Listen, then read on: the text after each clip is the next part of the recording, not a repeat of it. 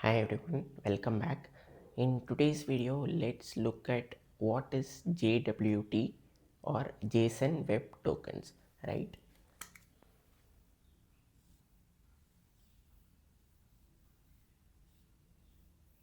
Which stands for JSON Web Tokens.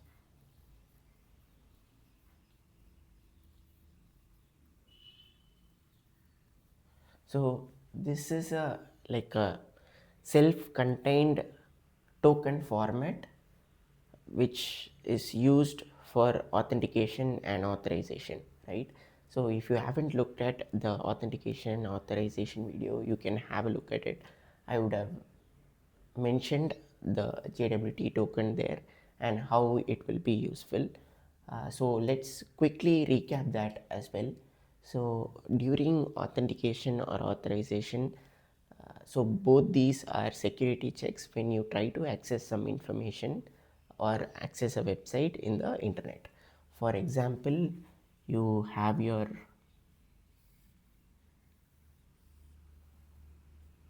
personal computer and then you want to shop something in Amazon Prime.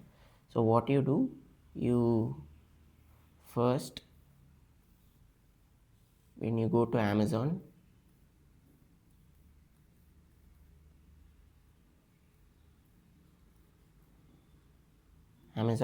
what the first page will ask you, give me your username and password. So the first request you send is, hey, I want to log in and here are my username and password, right? So then what Amazon does is, so behind the scenes it will have its own system of identity provider. So what I mean by identity provider is, take it as a separate small system. It can be within Amazon or Amazon has access to a third party provider, but it will it will sit within Amazon's computer, for example, right? So this is called identity provider.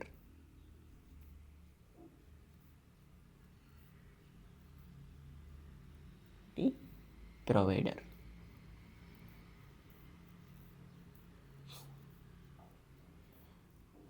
So as the name suggests, so it will have all the list of users that Amazon has signed up already. So it will have your name, it will have your username as well. So when you send your username and password to Amazon, so Amazon will ask the identity provider, hey, is this particular user have access to my website? So the identity provider will check the entire set of its database to see you have signed up to Amazon or not, and then it will send back a token. So this token is called JWT token. For understanding, I'm keeping it as a separate component and it will send you a JWT token. So this JWT token will be stored in your computer's browser. For example, Google Chrome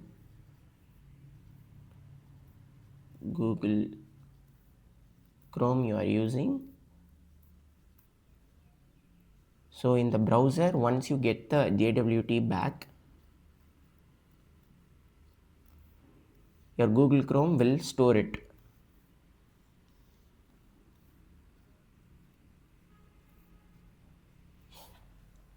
Right? And then for the next request, after you logged in, for the next request, you say, hey, show me all the latest electronics.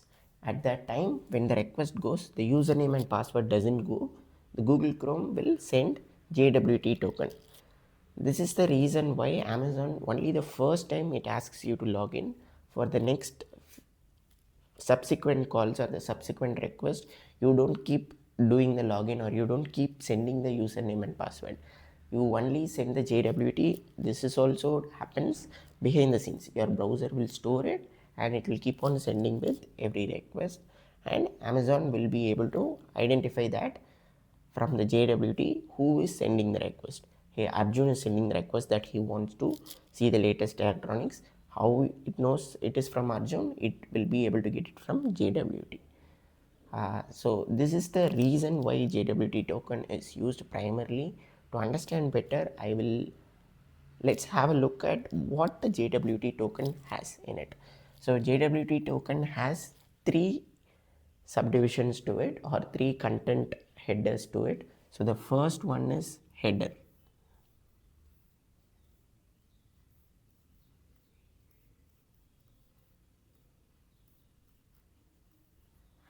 The second one is payload.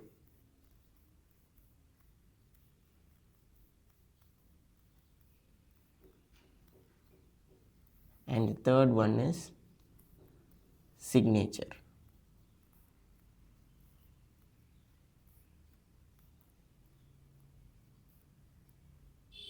Right? So let's look at the payload. This is the content part of the JWT token. So what the payload will have is, payload will have your email,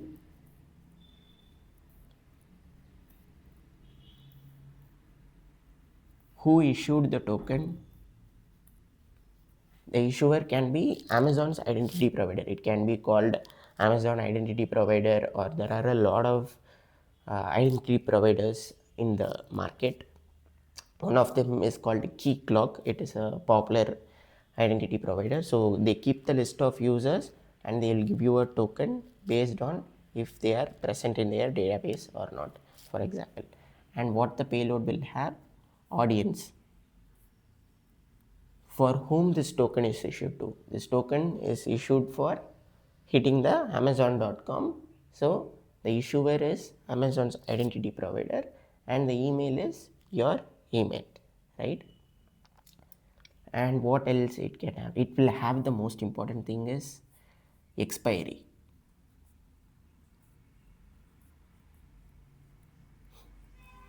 Have you seen, if you are keep on using, maybe not Amazon has a longer duration of a session expiry, but if you go to a banking app, right, so once you wait for 20 seconds, or once you have been using the website for 1 hour, it will automatically push you out and ask you to log in again.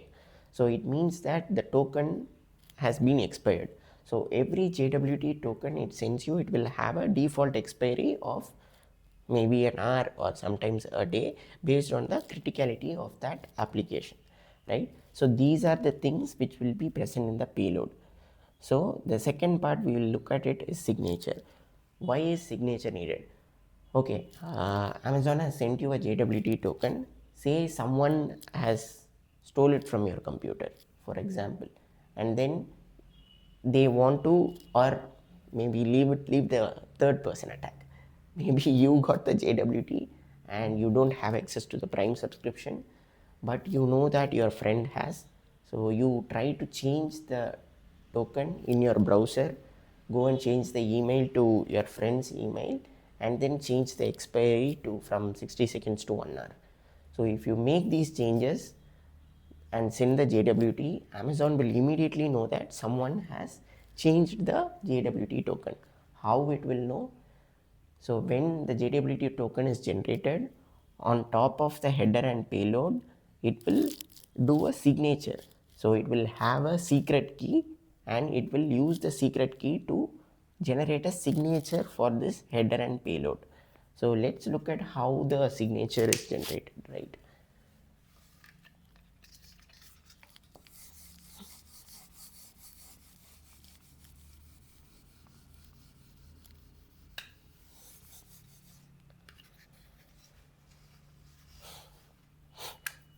So signature will be generated using a method like this. Signature, how it will look? It will look like base 64 encoded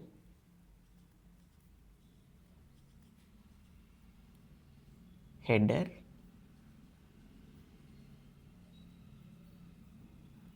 dot base 64 encoded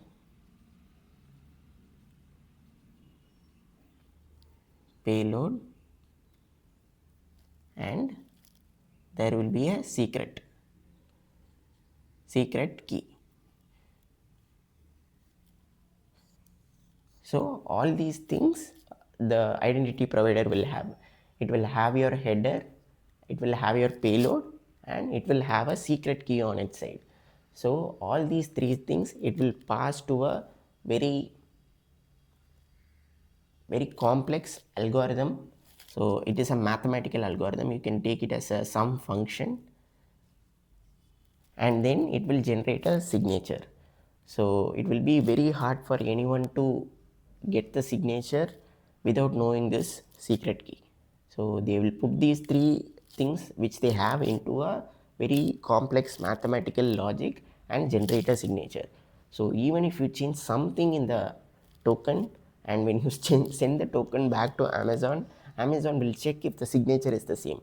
It will be very impossible for you to generate the same signature by changing the contents of the file. So once it sees that something has changed and the signature is not valid, it will reject your token saying that this is not a valid token.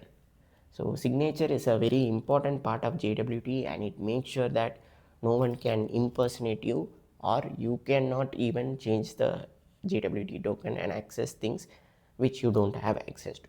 So this is a very important part. And the header, what header will have mainly is that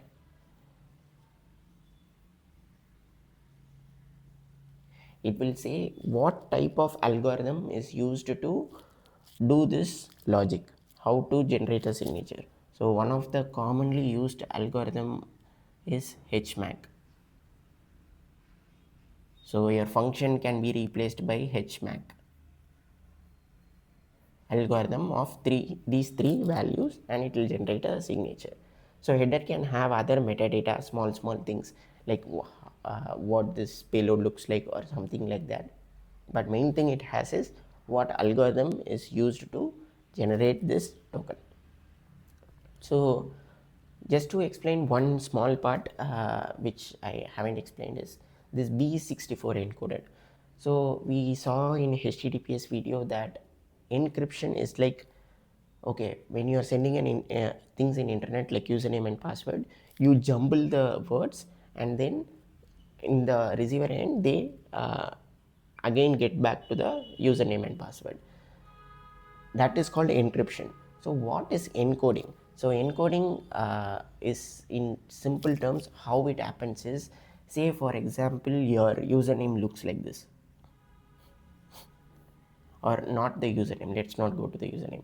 So your email looks like this, aaa56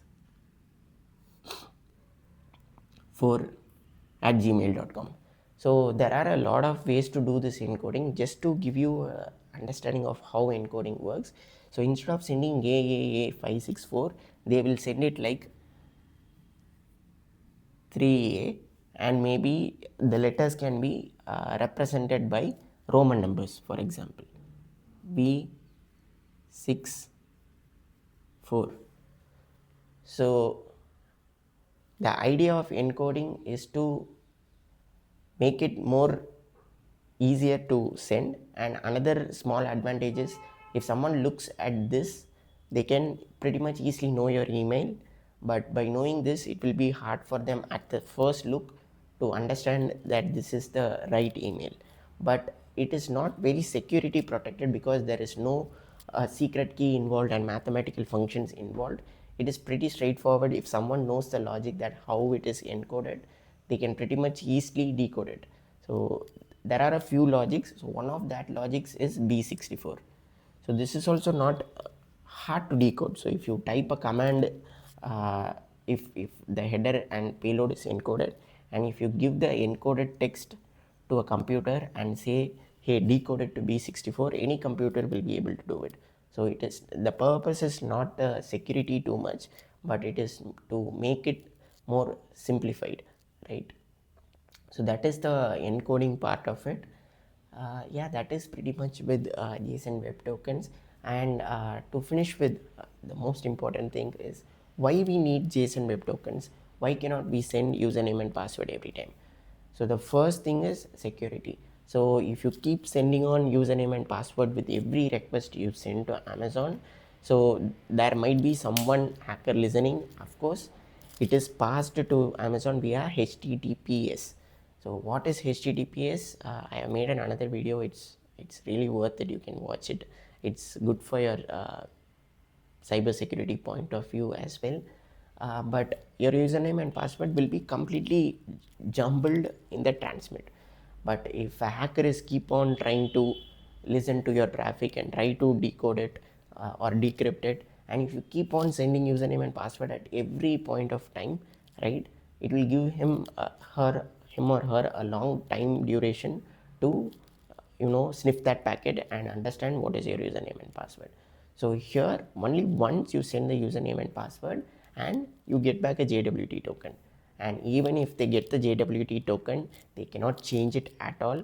They can only use the same JWT token, and that also comes with an expiry. So here username and password will be valid as long as you don't change it, but JWT token expires every 60 seconds, and they cannot access any of the information you accessed before that 60 seconds or after that 60 seconds also. It is not valid. And another thing is, it's easy for the user experience point of view as well. For example, if it keeps on asking you every request, give me your username and password, because you cannot store your username and password in your computer because someone can take a look at it. So you need to keep on entering every time, and that is a lot of hustle on your side as well. So here you enter it once and you seamlessly browse like it's one full session allocated for you, right? So these are the main reasons why we use JSON Web Tokens, and there are a few other ways to do this as well, but this is one of the popular way because it is stateless as well. By stateless, what in technical terms they mean is, the Amazon, once it issues the JWT token, it will not have a copy of the JWT token on its side. So it doesn't need to know what JWT token it has given you. So once you give the JWT token, it has the way to decode the signature. It will check the payload and then check if the user is present in the database. So whenever it issues the JWT token, it will not store it on their side. So it will issue and forget, because it knows if you send it back, it can get the username and password or whatever the details it needs to authenticate and authorize you. So that is also one of the big advantages, but there are other ways to do this and are being actively used as often as JWT token as well. Yeah, let me know if you have any questions, and let's meet in another video. Thank you. Bye.